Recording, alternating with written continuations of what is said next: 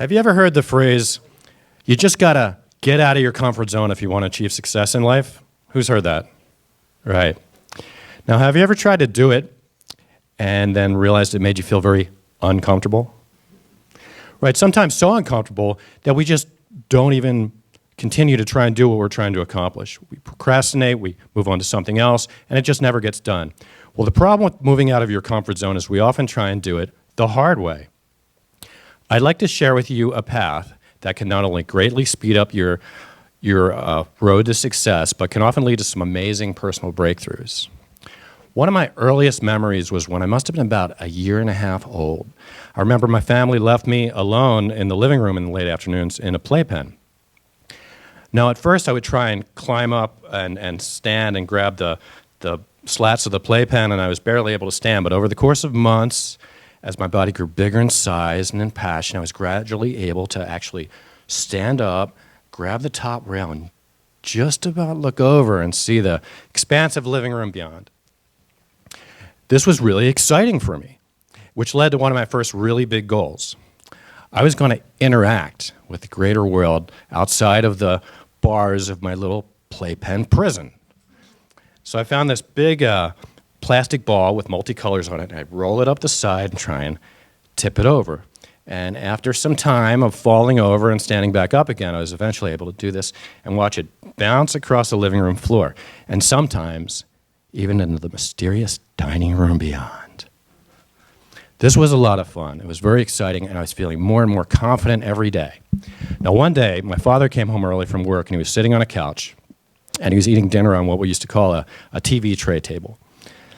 Now, I was going to show off my new skills, but something occurred to me. My father, he hadn't really interacted with me very much, and I was often, as a baby, wondering, does he even know I'm here? Is he going to come by and say hello sometime? I had no memories of him ever coming by to say hi, and I was, does he like me? I wasn't sure what was going on. But on this particular day, I knew he would be as proud of me as I was of myself, so I rolled the ball up like I'd been practicing, and I tipped it over, and it bounced right over to where he was sitting. And he looked over at me with a grin, and he said, "You better knock it off." I didn't cry. I was frozen. This was beyond crying. I just sat down, collapsed my head on my chest, and I didn't say a word. After that point, I became a very introverted, shy, and unenthusiastic child. I felt awkward around people. I never quite knew what to say to them.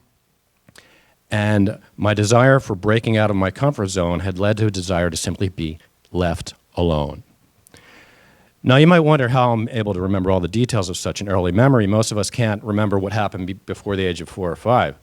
Well, it wasn't until I found an amazing personal growth technique called traumatic incident reduction, TIR, where I actually discovered all the memory of this incident and brought it to life. And once I became aware of all the details, the thoughts, the feelings, the emotions, how it affected my body, the whole trauma seemed to just burst free, and I felt this flood of enthusiasm come back into my heart. The enthusiasm that had been blocked off all these years was coming back into me. And after that point, I was able to interact with people in a much more extroverted way. I was able to be much more enthusiastic about my relationships, and my goals and accomplishing them became much easier.